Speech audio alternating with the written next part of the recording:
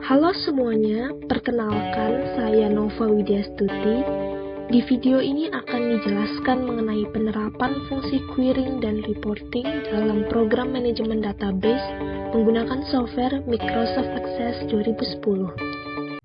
Sebelumnya akan saya berikan sedikit penjelasan mengenai database. Jadi, database adalah kumpulan dari berbagai data yang tersimpan dan tersusun di dalam komputer secara sistematik yang dapat diperiksa, diolah, ataupun dimanipulasi dengan menggunakan program komputer untuk mendapatkan informasi dari basis data tersebut. Nah, program perangkat lunak komputer yang digunakan untuk menjalankan fungsi-fungsi dari database ini disebut dengan DBMS atau Database Management System. Beberapa software DBMS diantaranya adalah Oracle, Firebird, Microsoft SQL Server, MySQL, dan yang paling terkenal adalah Microsoft Access.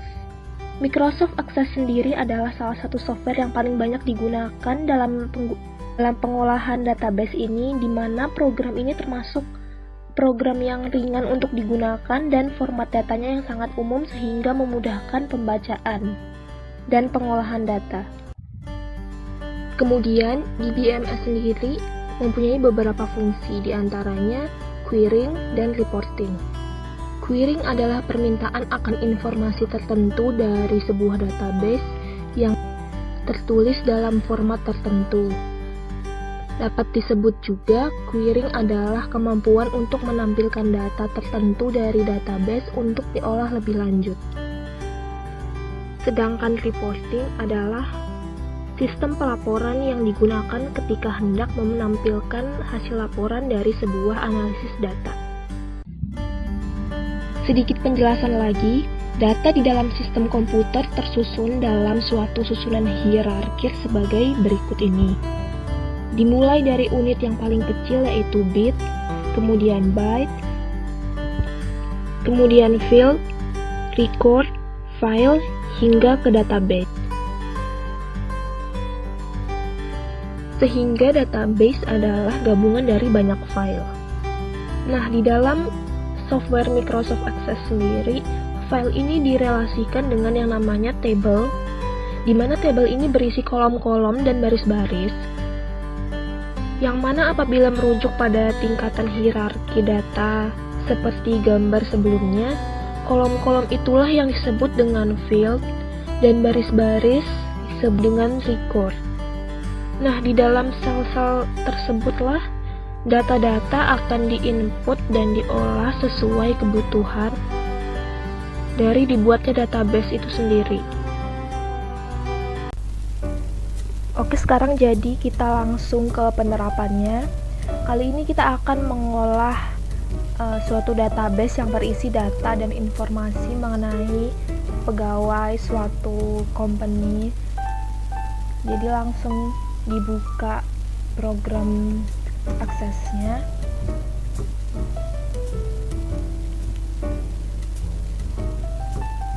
Langkah pertama adalah membuat suatu database dengan nama tertentu. Kali ini saya akan membuatnya dengan nama database employee. Kali ini namanya adalah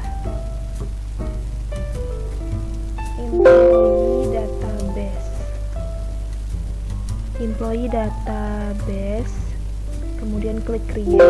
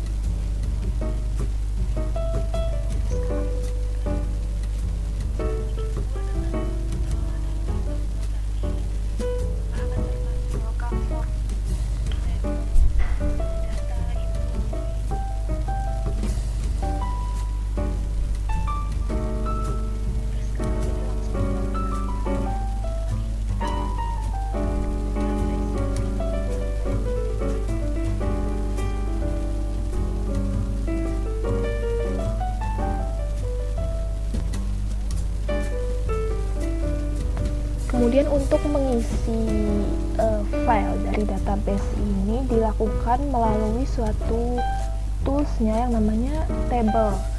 Seperti yang sudah dijelaskan sebelumnya, table itu berupa file-file yang akan menjadi sebuah database. Nah, untuk membuat table sendiri adalah dengan cara create table design. Nah, kemudian di sini ada kolom field.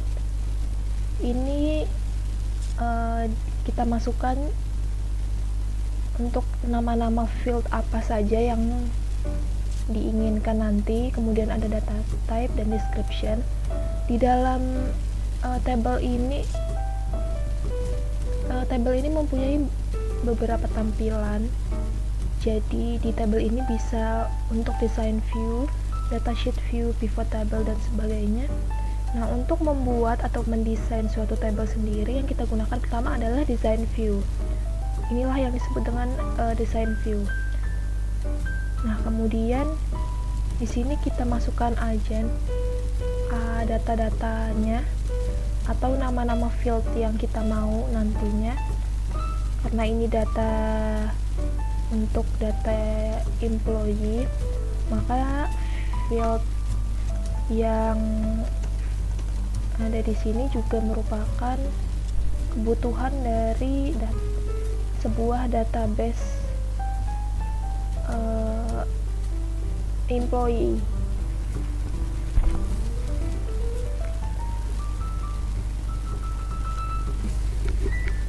Nah, jadi table pertama yang kita desain ini adalah table untuk data diri employee. Nah, makanya di sini di list fieldnya ini adalah field untuk mengakomodir data dari data diri employee ini. Ada contohnya ada nama akhir, nama depan, nomor ID employee, alamat dan sebagainya, hingga ke tanggal dipekerjakannya ataupun kewarganegaraannya.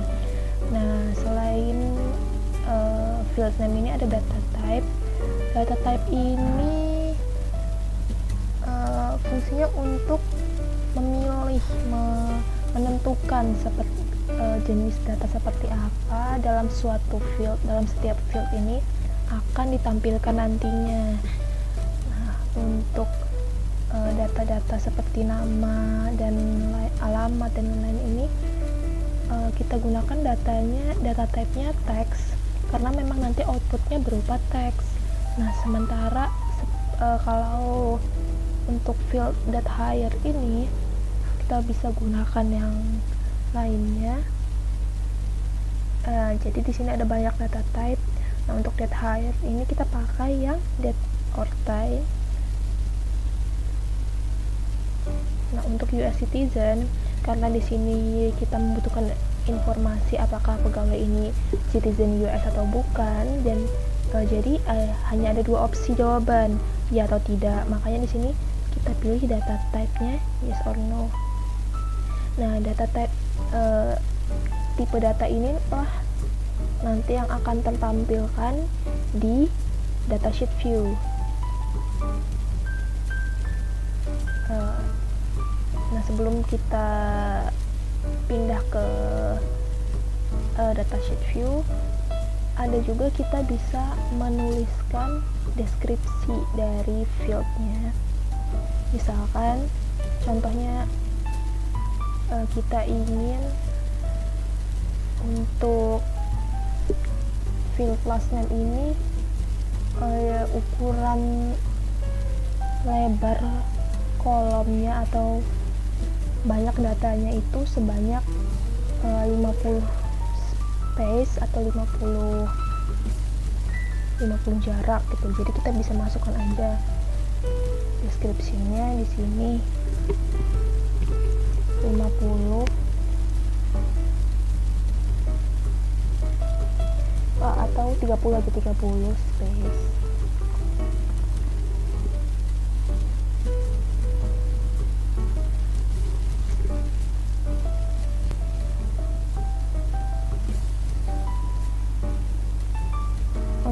ini.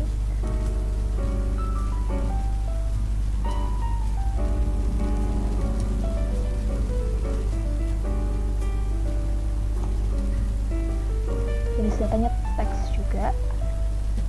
Nah, untuk space-nya ini karena state ini kan merupakan lambang dari state US ya, jadi kan singkatannya hanya dua huruf nih.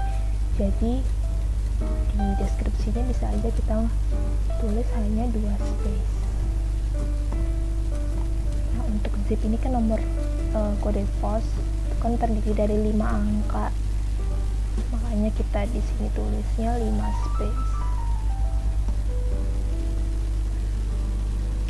Nah, untuk date hire ini ada lagi format yang berbeda. Jadi format penampilan tanggal itu punya beberapa format kan. Nah, jadi di deskripsi ini bisa juga kita gunakan untuk mengcustom bagaimana format data ini ditampilkan. Nah, untuk kali ini kita pakai format medium date. Nah, selain mengisi jenis formatnya, diisi juga input max-nya. Input max ini berupa suatu kode, kode tertentu untuk menghasilkan atau untuk menentukan tampilan sesuai dengan format yang kita inginkan. Untuk format medium date ini, input max-nya adalah seperti ini.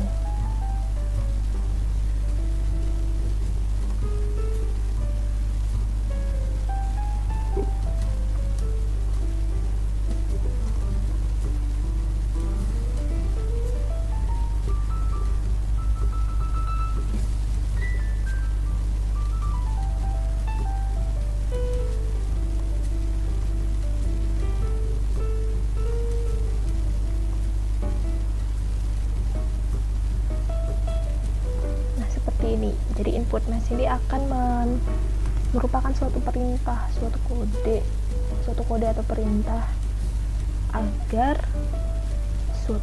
field ini ditampilkan dalam suatu format tertentu, yaitu medium date. Nah, kalau sudah, barulah kita bisa ganti tampilannya ke datasheet view. Nah, sebelum diganti maka di save dulu. Untuk nama table ini saya beri nama employee underscore tag atau employee underscore t, dan oke. Nah, di sini diminta suatu primary key. Nah, begini, apa sih primary key itu? Jadi primary key adalah suatu field, suatu field. Jadi di antara field sebenarnya haruslah ada suatu hal lagi, yaitu primary key. Jadi harus ditentukan suatu primary key.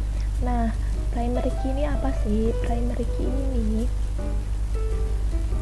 adalah suatu field ya. Jadi dari semua list field yang kita sudah buat ini haruslah ada satu field yang merupakan primary key, yaitu field yang dimana nantinya keseluruhan isi dari field tersebut dapat menjadi pembeda antara tiap baris record yang satu dengan record yang lainnya. Nah, untuk table ini field primary key fieldnya ini adalah employee ID. Kenapa employee ID? Karena di sini yang menjadi parameter identitas atau parameter pembeda dari data diri employee ini kan employee ID-nya, nomor pegawainya. Jadi setiap isi dari field employee ID ini yang berupa nomor-nomor ID employee-nya itu akan membedakan setiap recordnya, setiap record di dalam data itu, karena setiap nomor employee, setiap pegawai itu mempunyai data diri yang berbeda. Jadi ibaratnya kunci pembedanya itulah employee ID-nya. Kurang lebihnya seperti itu. Jadi bagaimana menyeting ya atau mendefinisikan primary key, langsung kita klik ini fieldnya, kemudian klik primary key. Nah, ini karena sudah ada tanda primary key-nya, bisalah kita save sesuai nama yang tadi, employee_t, dan oke. Nah, kalau sudah kita save, barulah kita bisa melihat tampilan di datasheet view.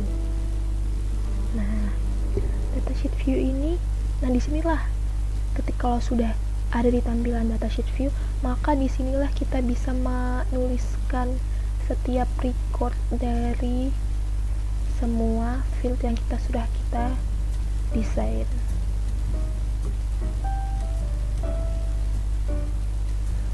Nah, jadi data yang nanti ditampilkan di dalam record yang akan ditampilkan di setiap field ini, formatnya mengikuti data type yang sudah kita setting. Ini misalkan date hire tadi kan menggunakan format medium date. Nah, seperti inilah format medium date.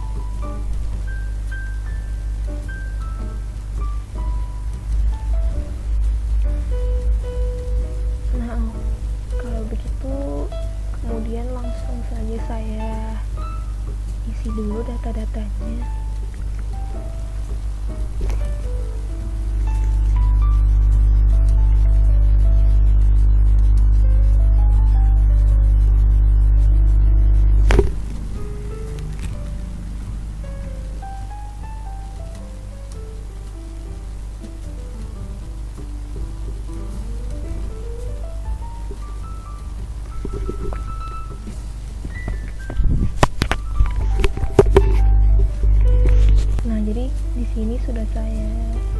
Jadi di sini sudah diinput semua datanya atau semua recordnya sesuai dengan masing-masing fieldnya. Nah, jadi bisa dilihat di sini setiap format data yang ditampilkan itu adalah sesuai dengan data type yang sudah kita atur di desain view tadi.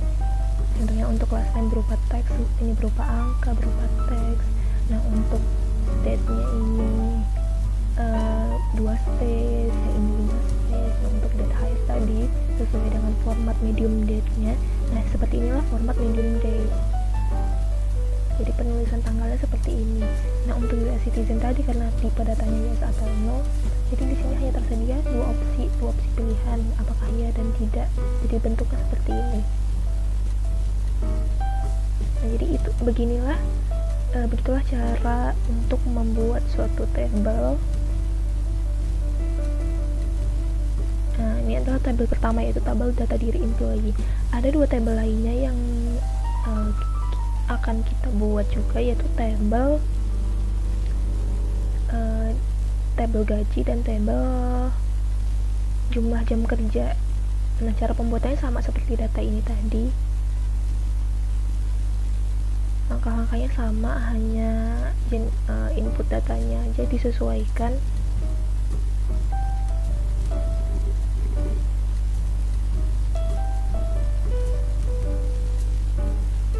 Di sini tabel gaji pegawai, fieldnya ada ini semua. Nah, untuk primary key tetap kita pakai primary key, employee ID sebagai primary key. Nah, untuk data type-nya, nah di sini untuk tingkat gaji atau wage rate, kita pakai data type-nya currency karena ini nanti berupa angka mata uang, angka uang. Nah, untuk salary, di sini data type-nya yes or no. Kenapa? Karena ini akan mendefinisikan apakah pegawai itu digaji sesuai jamnya ataupun penggajiannya dia sistemnya tetap. Jadi tidak bergantung jam kerja yang ia lakukan. Nah, apabila penggajiannya itu tetap, itu berarti dia pegawai salaried. Ya, termasuk pegawai salaried. Nah, apabila dia digaji sesuai dengan jam kerjanya, maka nanti hasilnya dia menunjukkan opsi yang no. Jadi kemudian kita save di sini wage rate.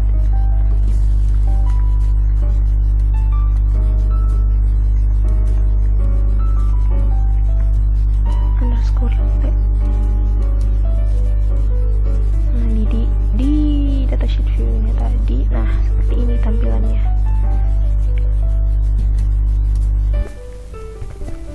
Maka tinggal diisi sesuai data yang tersedia.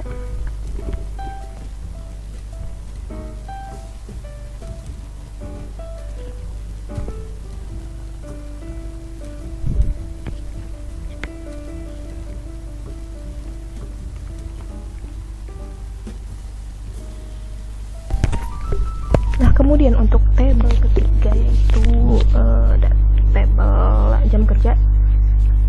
Di sini primary key-nya tidak bisa kita pakai hanya satu field, hanya employee ID. Mengapa nggak bisa? Karena di sini employee ID itu bukanlah salah satu field yang bisa membedakan tiap record data dengan record lainnya.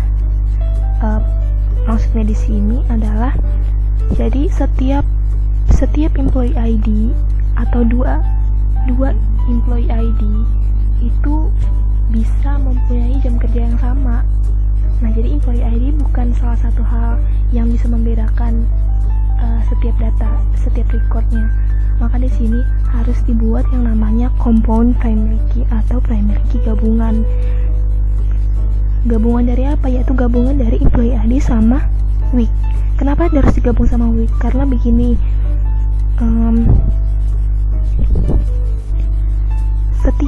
dua employee ID bisa mempunyai jam kerja yang sama, tapi tidak dengan minggu yang sama. Jadi maksudnya setiap employee ID di setiap minggu itu bisa mempunyai jam kerja yang berbeda. Cara untuk membuat primary key gabungan yaitu dengan di blok aja kemudian primary key. Ya, jadi di sini ada namanya compound primary key. Kalau sudah di save seperti biasa.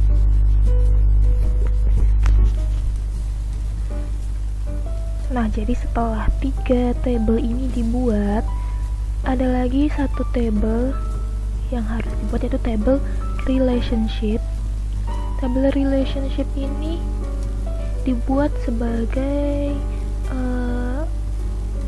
untuk mendefinisikan relasi dari setiap field dalam tiap table. Jadi misalkan di sini kita masukkan semua table yang sudah kita buat: employee, hours worked, wage data,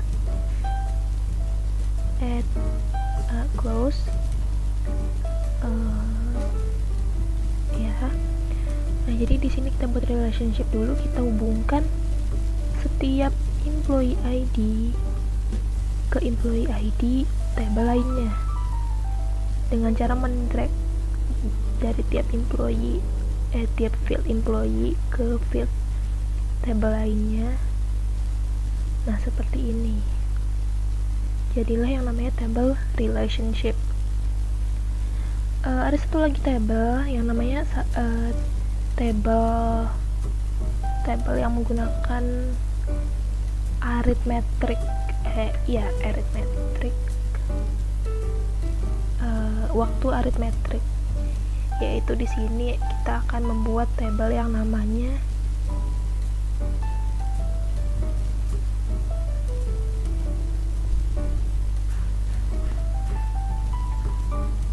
Nah, jadi di sini kita buat satu table lagi yang di sini menggunakan satu jenis pengaturan yang namanya time arithmetic. Jadi di sini kita akan membuat tabel isi fieldnya, yaitu kapan pegawai itu masuk kerja dan pulang kerja, yaitu clock in dan clock out. Di sini, nah kalau di sini menggunakan data type-nya date or time semua.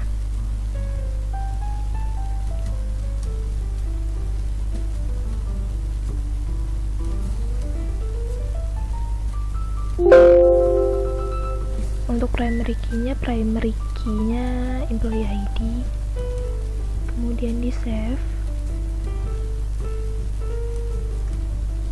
namanya job assignment,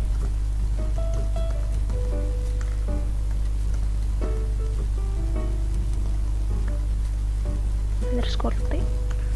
Oke, ke datasheet view.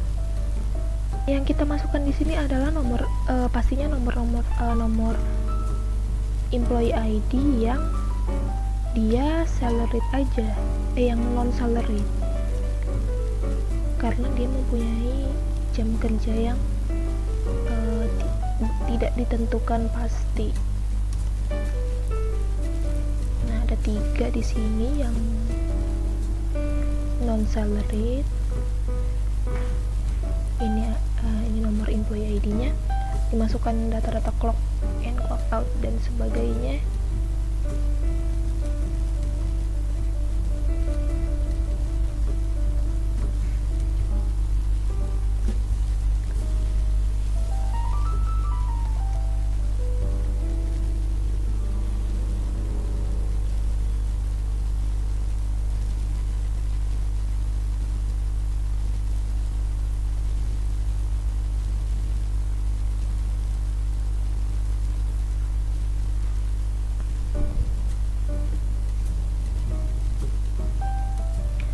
Untuk formatnya sendiri, untuk date work ini kita pakai format long date.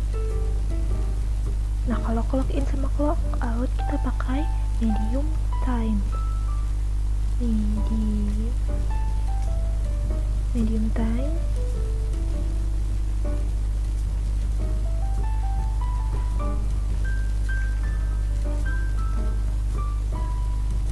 Kembali ke datasheet.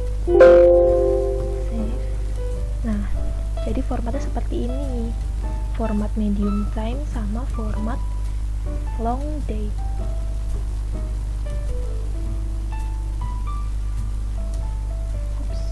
Oops.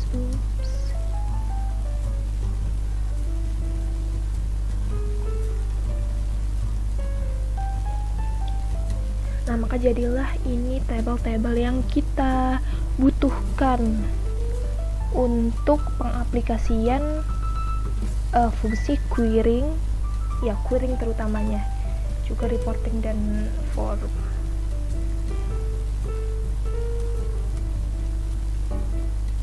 Oh ya, jangan lupakan primary key, karena setiap tabel harus ada primary key. Oh, sudah. Oke.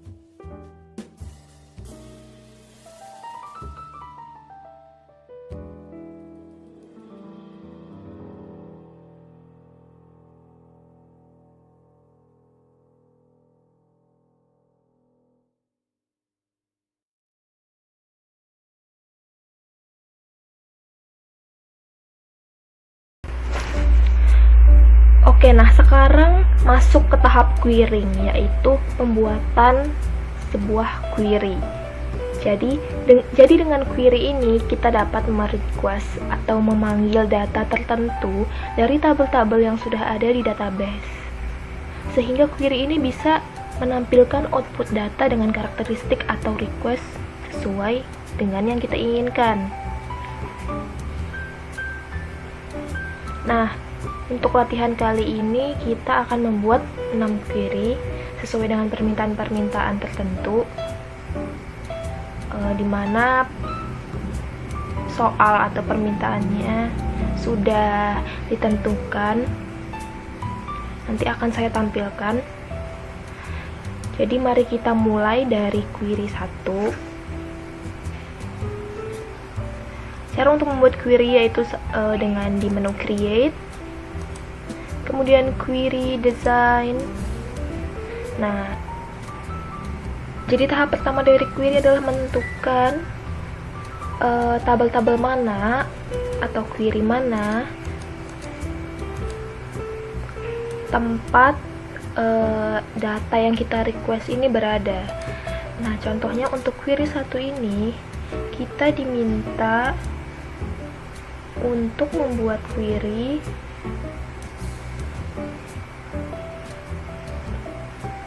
sebentar. Kita diminta untuk membuat query yang menampilkan employee ID, last name, state, and date hired untuk employee yang bekerja di Delaware dan dipekerjakan setelah tanggal 12 Desember 99.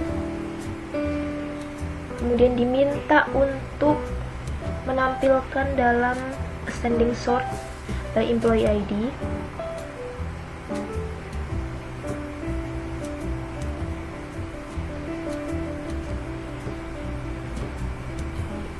Oke, jadi mari kita mulai dari query pertama. Cara untuk membuat query adalah di menu create, kemudian query design.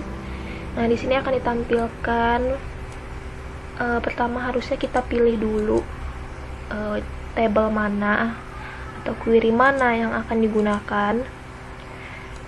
Di sini pemilihannya tergantung dari apa yang kita request. Jadi data apa yang kita request dari setiap query. Nah, karena di sini bisa dilihat soalnya adalah kita diminta untuk meng-create query yang menampilkan employee ID, last name, state, and date hired for employee who live in Delaware dan di hired pada tanggal setelah atau di atas dari 12 Desember tahun 99. Kemudian diminta untuk menampilkan data employee dengan urutan ascending sort. Nah, jadi pemilihan table di sini apa aja tergantung yang di request. Karena di sini di request employee ID, last name, state, and date hired. Nah, ketika data tersebut itu kan berada di table employee T, employee underscore T. Nah, maka di sini yang kita pilih untuk query ini adalah table employee T. Caranya tinggal mengklik, kemudian add, nah close. Nah, di sini sudah ditampilkan tabelnya, table dari employee beserta field-fieldnya yang nanti akan diinput ke bagian ini.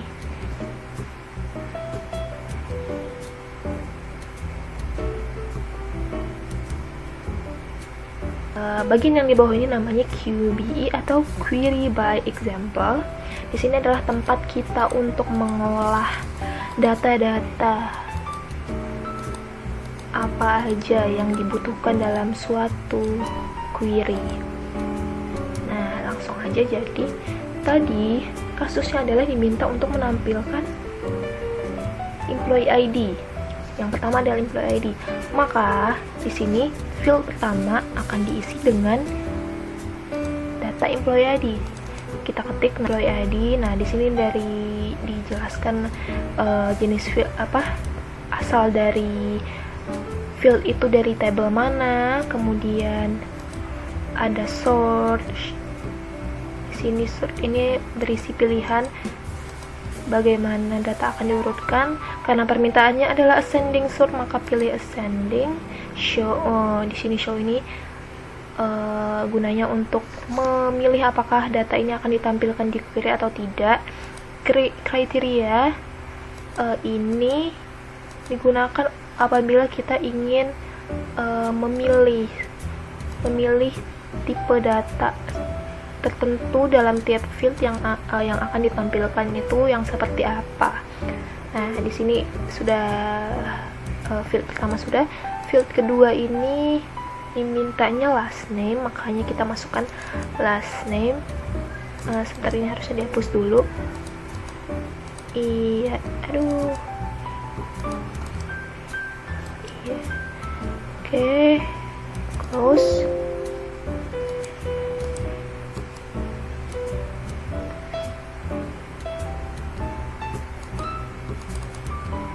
Mohon maaf. Nah, harusnya kita cut aja. Nah, jadi yang kedua last name, kemudian field ketiga ada state, date hired, yang keempat ada date hired. Karena sudah semua fieldnya kita tentukan, tinggal kita tentukan bagaimana data ini akan ditampilkan. Di sini employee ID sudah sesuai, yaitu ascending sort. Kemudian last name, state, dan date hired tidak ada request khusus, maka kita bisa pakai terserah atau sembarang saja ya. Kemudian di sini requestnya adalah employee yang berasal dari state DE atau Delaware. Nah, disinilah fungsi dari baris kriteria. Karena dimintanya dari Delaware atau state DE, maka kita masukkan di sini permintaan khusus berupa sama dengan DE.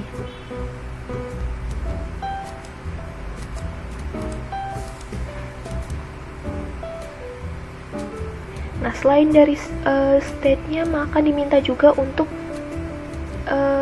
waktu atau tanggal date hired-nya. Itu employee yang dipekerjakan setelah tanggal 12 Desember 99. Maka di sini kita buat juga kriteria khusus agar kita bisa merequest sesuai dengan permintaan. Untuk kodenya di sini yaitu lebih dari, kemudian pagar 12 Desember 1999. Kita tutup lagi dengan pagar. Nah, jadi inilah kriteria atau penulisan kriteria yang kita gunakan agar query ini bisa memenuhi request dari data yang kita inginkan. Nah, kalau semua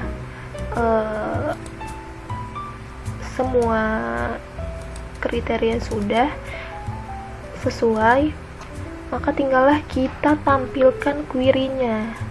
Jadi bagaimana cara menampilkan query? Yaitu dengan mengklik run.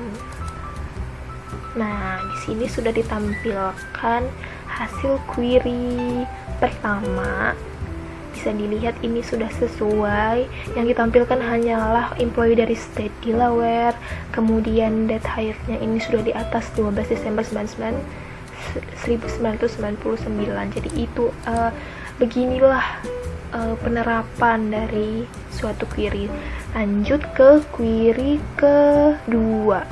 Oke, lanjut ke query yang kedua. Kita buat lagi satu query lagi. Iya, jadinya query 2. Dilihat soalnya diminta untuk membuat suatu query dengan primary sort ascending on last name. Nah, jadi di sini field yang diminta itu adalah last name, first name, date hired, dan state. Nah, jadi karena data-data yang diminta itu ada di tabel employee underscore t, maka sama aja yang kita masukkan adalah tabel tersebut. Nah, sudah terinput tabelnya.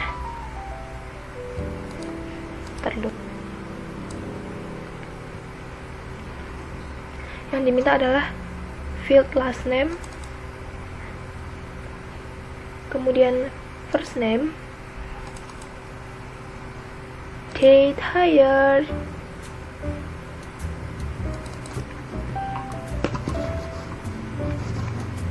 dan state. Diminta untuk last name-nya sortnya ascending sort, kemudian first name-nya ascending juga. Jadi nanti datanya dimulai dari abjad yang paling awal. Nah, kita show semua datanya karena nanti semuanya akan ditampilkan. Kemudian diminta, nah di query kedua ini sebenarnya hampir sama dengan query 1, namun yang berbeda adalah requestnya. Karena ketika di query 1 ini yang diminta adalah employee yang berasal dari state Delaware dan di hire setelah tanggal yang ditentukan. Nah, kalau di query kedua sama, hanya saja yang diminta adalah employee dari state Delaware atau yang dipekerjakan setelah tanggal 12 Desember 1999. Jadi perbedaannya di query 1 memakai dan di query 2 memakai atau. Nah, kalau yang di request adalah seperti itu, maka di sini fungsi yang digunakan adalah ini, kolom atau baris dari di bawah kriteria ada or. Nah, disitulah yang kita gunakan. Jadi perbedaannya di sini di state tetap kita tulis sama dengan Delaware di. Nah, namun untuk kriteria get hired-nya tidak bisa kita tulis dengan sebaris dengan baris pada ini Delaware. Tidak bisa kita tulis di sini, namun harus di bawahnya di kolom or ini tadi. Jadi di sini kita tulis kode yang sama, hashtag. Kenapa harus pakai hashtag? Karena untuk menampilkan atau menuliskan kriteria berupa tanggal, syaratnya harus memakai tanda hashtag atau tanda pagar. 99 ditutup juga dengan tanda pagar. Nah, jadi bisa lihat perbedaannya. Di query pertama, request atau kriteria khusus untuk dua field ini bisa ditulis di satu baris, karena yang diminta adalah ibaratnya dia tuh gabungan, ditunjukkan dengan kata-kata dan. Berbeda dengan query yang kedua, itu dia atau. Jadi dua-duanya, jadi ibaratnya syarat untuk query 2 ini lebih luas deh. Langsung saja di kita run query-nya. Nah, bisa dilihat nih perbedaannya. Data yang ditampilkan di query 2 ini pasti lebih banyak daripada di query pertama, karena syaratnya atau requestnya ini lebih banyak, bisa dibilang lebih banyak daripada query kedua yang hanya memakai atau salah satunya saja syarat yang dipenuhi. Nah, inilah contoh dari dua query yang ketiga sekarang, query design query 3 ya. Jadi di query 3 yang diminta adalah sebuah query yang bisa menampilkan jumlah dari jam kerja keseluruhan yang dilakukan oleh pegawai dengan US citizen dan jumlah jam pekerjaan yang dilakukan dengan seluruh pegawai non US citizen. Nah, di sini yang kita pakai kali ini adalah hours work dan employee teh. Nah, begini.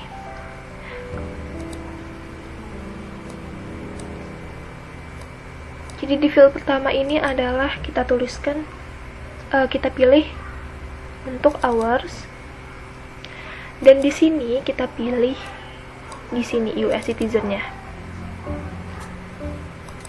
Nah, di query ketiga ini perbedaannya adalah dia diminta untuk menampilkan jumlah dari suatu data. Nah, untuk query seperti ini maka yang kita gunakan adalah total query. Diklik ini ya, totalnya. Ketika kita klik maka akan muncul di sini baris baru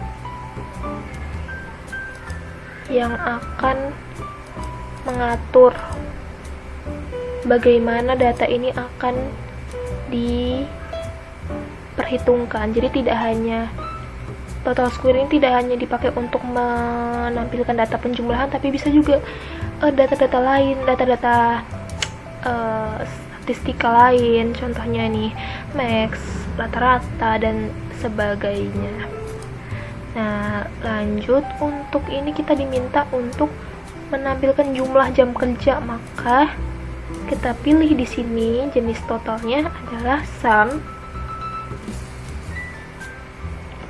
Kalau sudah, nah dilihat lagi dari soalnya, ini diminta untuk output headingsnya ini kata-katanya adalah total hours work. Jadi di field ini kita ganti agar headingnya sesuai, yaitu total hours work .2. Nah, jadi perbedaannya hanya ini. Ini adalah fungsinya untuk menampilkan heading yang berbeda nantinya di datasheet view-nya. Sudah. Nah, kalau di sini tetap berubah. Kenapa? Karena yang diminta adalah dua-duanya ya. Di sini dikelompokkan US citizen atau bukan. Jadi di totalnya biarkan seperti ini.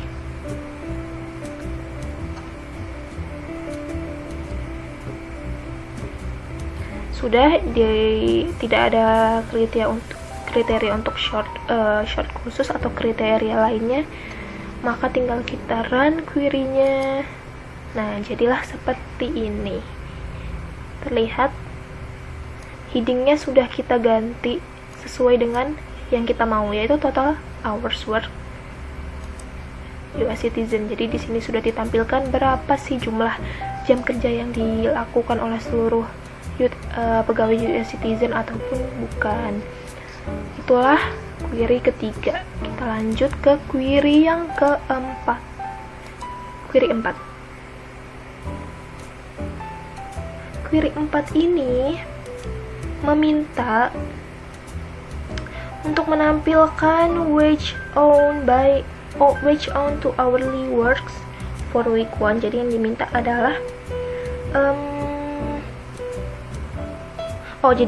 adalah berapa sih gaji yang dimiliki sama hourly works.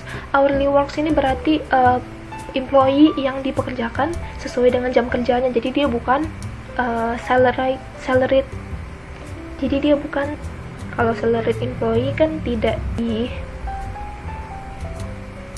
field yang diminta ini ada di tabel employee sama di tabel hours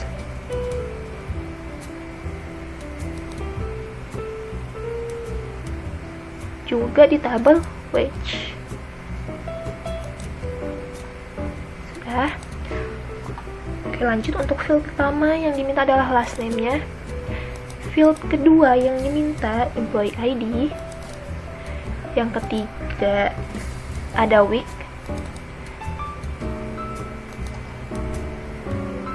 Yang keempat ada salaried-nya.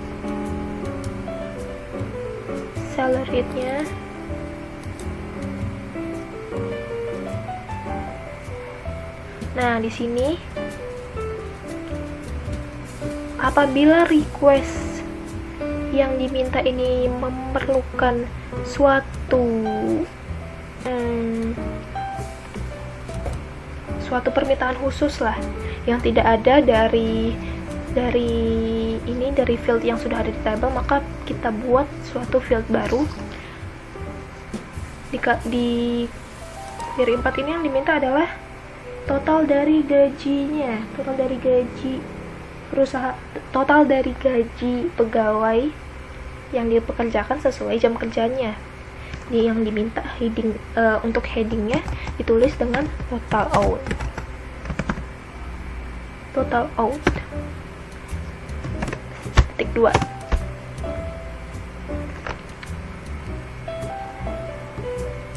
Titik 2. Nah, setelah titik 2 ini adalah ibaratkan rumusnya atau formulanya bagaimana outputnya nanti akan ditampilkan dengan mengkombinasikan data yang sudah ada di tabel-tabel yang ada di sini. Karena gaji di sini kita mau menggunakan formulanya seperti ini. Kurung siku wage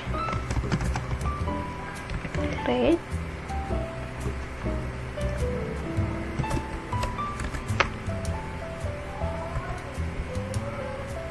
dikalikan dengan hours. Nah, di sini kenapa sih kita harus menggunakan kurung siku atau square bracket? Nah, di dalam Excel sendiri, apabila kita ingin menuliskan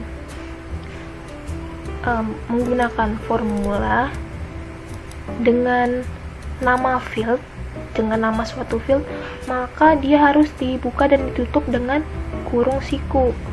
Nah, kan di sini wage rate dan hours ini kan merupakan field ya, field dari tabel-tabel yang sudah dibuat.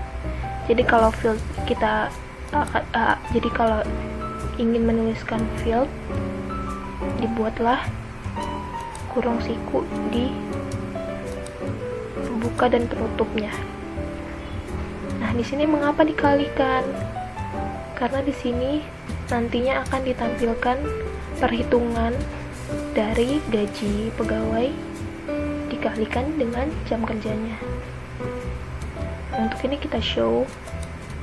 Kemudian apalagi kriteria yang kita butuhkan? Week. Yang diminta adalah total pekerjaan dari minggu pertama, maka kita tulis di sini minggu ke-1. Dan untuk salary rate-nya itu adalah 0. Karena yang sudah dijelaskan tadi, pekerja non salaried ini dipekerjakan dengan gaji sesuai jam kerjanya, jadi bukan dengan gaji tetap. Maka yang ditampilkan hanyalah non salaried employee. Kalau sudah kita run, di sini kita tampilkan ya. Nah, di sini kita harus set. Di sini tidak kita centang karena non salaried. Sudah kita run. Nah, inilah output yang ditampilkan untuk query yang keempat. Di sini ada employee ID-nya. Kenapa di sini hanya 3? Karena memang non salaried employee ini hanya ada 3 employee. Jadi yang ditampilkan hanyalah 3 employee sesuai dengan nomornya, sesuai dengan gaji dan jam kerja yang ia lakukan. Jadi ini adalah perhitungan keseluruhan gajinya. Lanjut ke query kelima.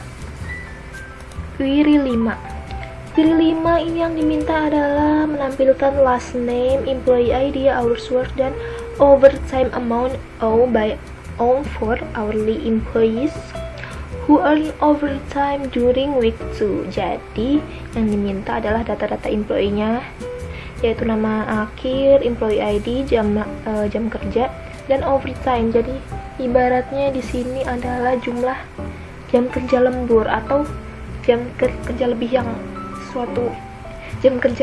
yang seorang employee lakukan di luar dari jam kerja normalnya.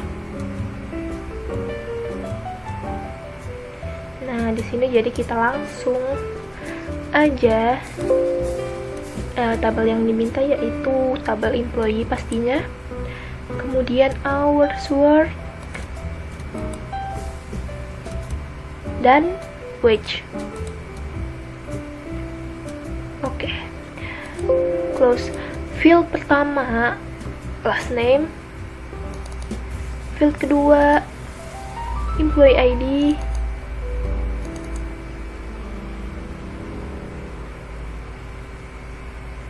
field ketiga hours,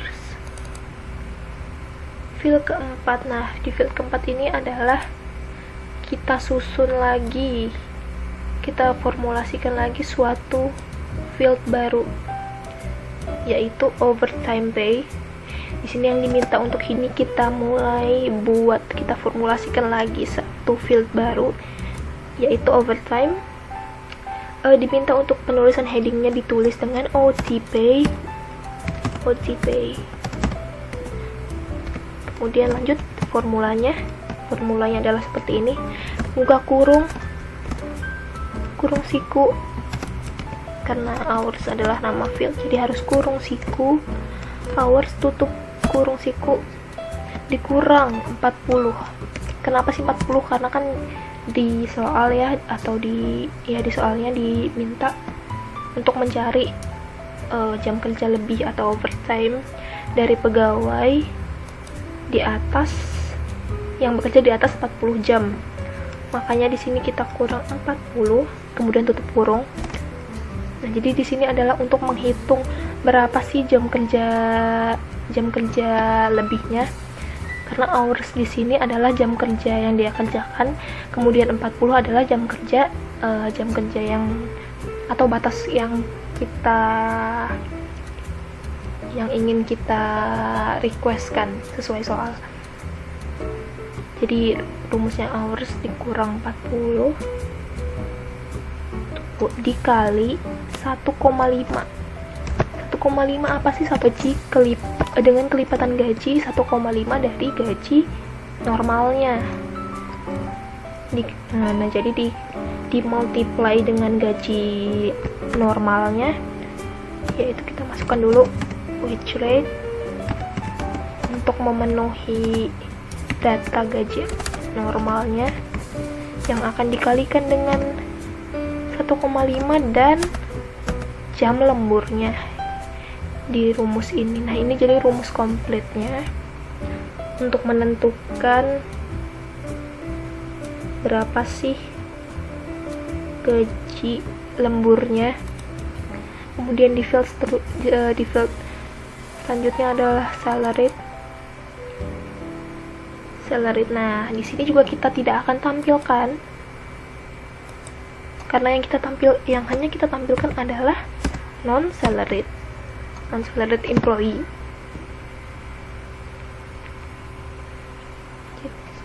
Jadi di sini, kemudian di sini ada week. Yang diminta adalah yang diperhatikan adalah untuk week kedua. Jadi kita tulis di sini untuk 2. Artinya minggu kedua saja yang diperhatikan atau yang dicari waktu lemburnya. Sudah, karena ini sudah semua. Nah, tidak lupa juga di sini ada lagi kriteria lebih dari 40.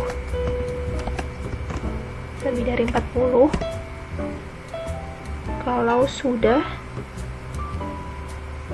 sudah semua, barulah kita bisa di sini juga tidak akan kita tampilkan, karena tidak semua kita tampilkan, yaitu hanya week kedua saja yang ditampilkan. Jadinya ini tidak harus dicentang, ini juga tidak dicentang.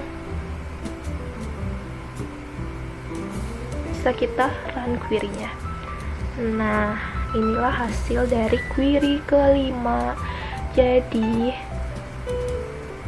di sini ternyata ada dua employee yang bekerja dengan overtime nih di minggu kedua. Ada Brady dan Howard dengan jumlah jam kerjanya yaitu 55 dan 50 jam. Nah, untuk OTP atau gaji ini bisa kita lihat, pertama memang dia tidak menampilkan format dalam uang ya, harus dalam currency. Nah, oleh karena itu maka kita ubah dulu di sini di design view OTP-nya, properties. Nah, kita harus ubah dulu formatnya agar dia menjadi format currency. Kalau sudah, kita kembali lagi ke datasheet. Nah, seperti ini jadilah, sudah sesuai dengan output yang itu. Sekarang kita lanjut ke query yang ke-6. Jadi ini latihan query terakhir. Untuk query 6, untuk query 6 ini kita buat suatu query yang namanya parameter query. Apa itu parameter query? Parameter query itu dipakai kalau kita ingin menampilkan data query atau query normal seperti query sebelumnya, namun kita ini bisa gimana ya, jadi di parameter query ini kita bisa menampilkan output berdasarkan beberapa kriteria yang kita inginkan.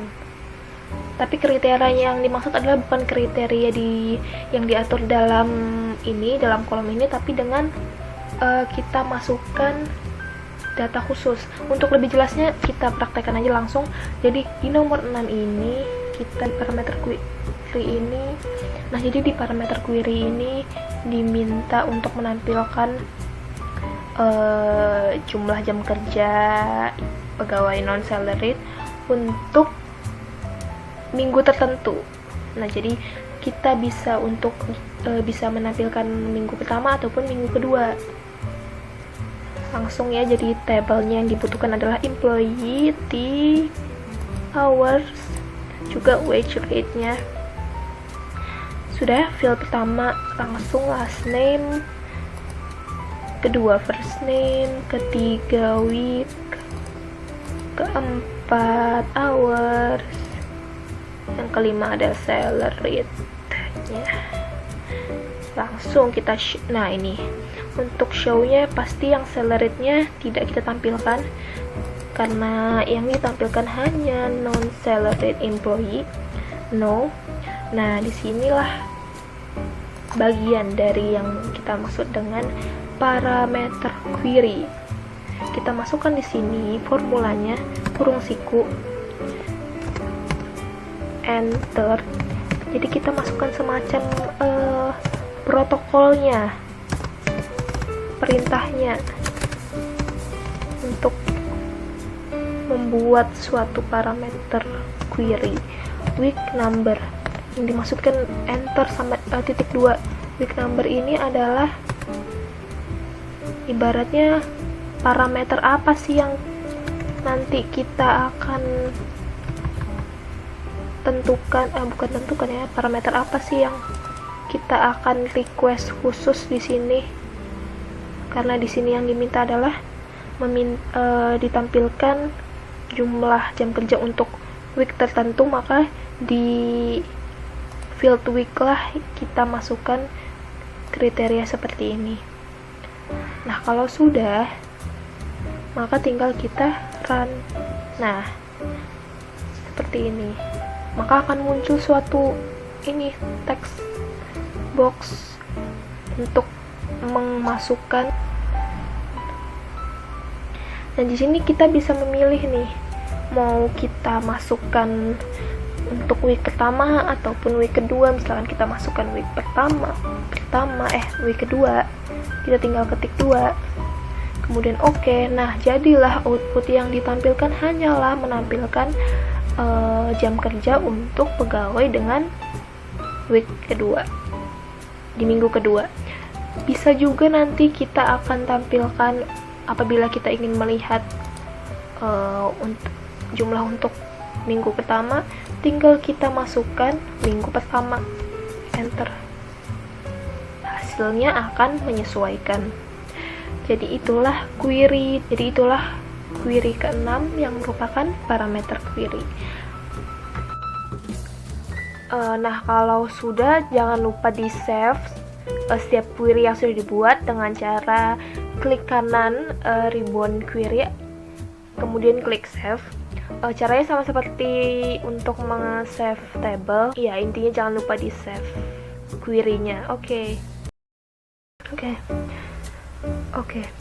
Sekarang kita praktekkan untuk fungsi atau fitur lainnya dari DBMS ini, yaitu reporting atau membuat report. Report ini bisa tersusun berdasarkan table atau berdasarkan query. Apabila based on query, maka output yang dihasilkan dari report ini nantinya merupakan hasil dari query yang dipakai, sementara data dari query-nya sendiri hanya akan berada di background. Sedangkan apabila report based on table, maka output yang dihasilkan adalah data dari tabelnya langsung yang dipilih. Untuk membuat report bisa dilakukan dengan input manual ataupun secara otomatis langsung melalui program aksesnya. Nah, jadi sekarang yang kita lakukan adalah membuat report secara otomatis.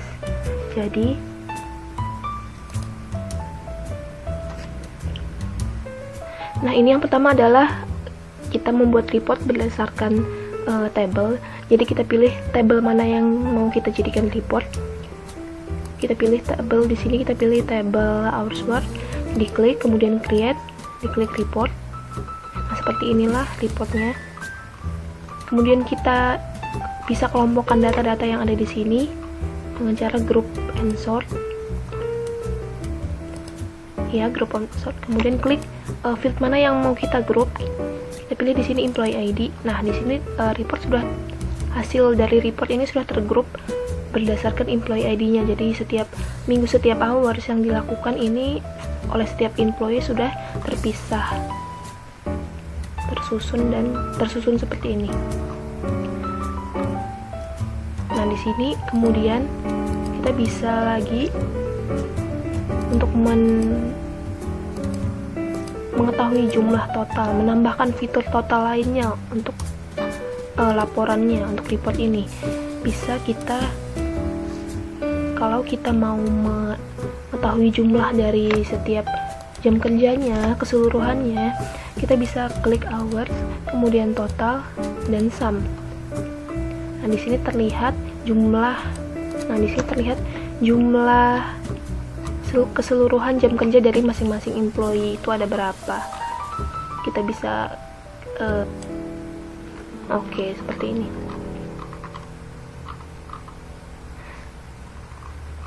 Nah, kemudian bisa juga kita ganti tampilannya dari report view menjadi print preview. Nah, di print preview ini ditampilkanlah preview bagaimana report ini akan dicetak nantinya. Oke, kembali ke report view. Selain itu, di sini fitur lainnya itu kita bisa mengganti logo dan judul dari report kita. Caranya adalah ke design view, kita klik logonya, kemudian ke menu logo. Nah, tinggal dipilih file mana yang akan kita jadikan sebagai logo. Langsung kita insert. Jadilah ini logonya. Karena logonya di sini masih tidak pas sesuai dengan section yang ada, maka kita ubah dulu. Klik kanan properties, di format bagian size mode kita ganti jadi stretch karena supaya dia meng-stretch ke section yang ada. Selain itu kita ganti dulu ininya, judulnya menjadi hours work. Kalau sudah, maka bisa kita save reportnya. Oke, begitulah cara membuat report berdasarkan table. Nah, sekarang kita membuat report berdasarkan query. Nah, di sini ada query lain yang sudah saya buat. Di sini adalah query yang menunjukkan jumlah jam kerja berdasarkan dari namanya. Jadi setiap nama sudah terkelompokkan jam kerjanya. Kemudian kita akan buat reportnya di sini. Caranya sama dengan klik query-nya, kemudian klik create report. Nah, seperti ini langkahnya sama. Kita bisa mengkelompokkan bagian-bagian dari reportnya dengan cara group and sort. Kemudian dipilih field mana yang mau dikelompokkan. Kita mau kelompokkan di sini berdasarkan last name-nya. Nah, jadi seperti ini. Last name-nya berdiri sendiri duluan, kemudian data lainnya ada di bawahnya. Nah, karena kita mengkelompokkan berdasarkan last name, dimana kan di sini ada data last name pegawai dengan last name yang sama. Ada Smith, ini ada Albert Smith dan John Smith.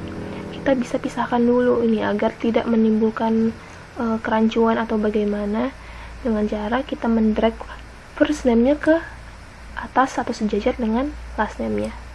Nah, seperti ini sudah. Di sini sudah dikelompokkan berdasarkan nama dan jam kerjanya.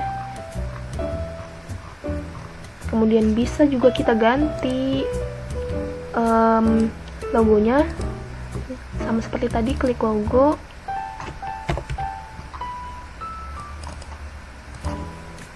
Oke, diatur formatnya agar stretch. Sudah. Kalau sudah, bisa di save. Oke, bisa ini print previewnya seperti ini. Jadi untuk report yang kedua, report berdasarkan query. Iya, jadi fitur selanjutnya yang akan kita pelajari adalah membuat suatu form.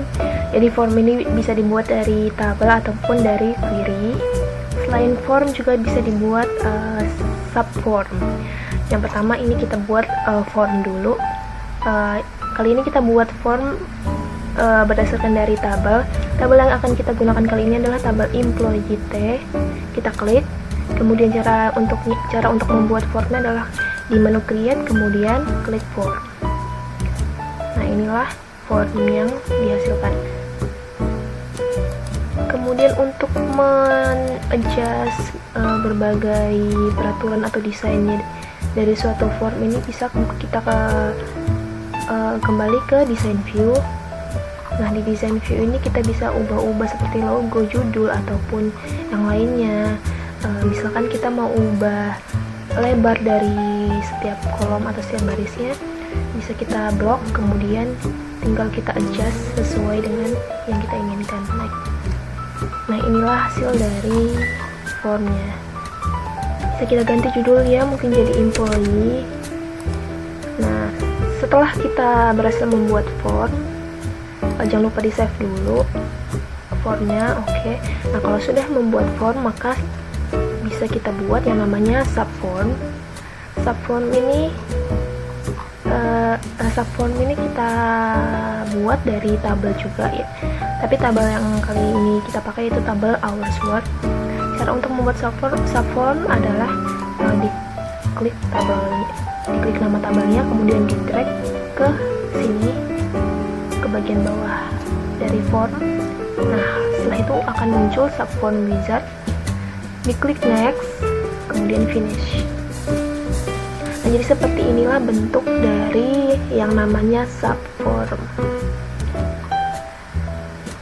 Di subform juga bisa kita edit atau kita adjust sesuai dengan yang kita mau agar tampilannya nanti sesuai yang dibutuhkan dan diinginkan. Misalkan kita mau hapus field employee, tinggal kita hapus, kita delete sesuai. Jadi yang tersisa hanya week dan hours. Kemudian kita kembali lagi ke form view. Nah, inilah. Nah, jadi subform ini berada di bawahnya. Nah, jadi kalau di form ini dia menampilkan data dari employee-nya, Nah, kalau di subform ini dia menampilkan jumlah jam kerja yang ia lakukan setiap minggunya seperti ini. Kemudian untuk menambahkan data lain, misalkan kita mau mencari employee lain, tinggal kita klik di sini new blank atau new record. Nah, tinggal kita buat atau kitnya juga. Nah, begitu cara membuat form dan subform. Tinggal kita save. Sekian.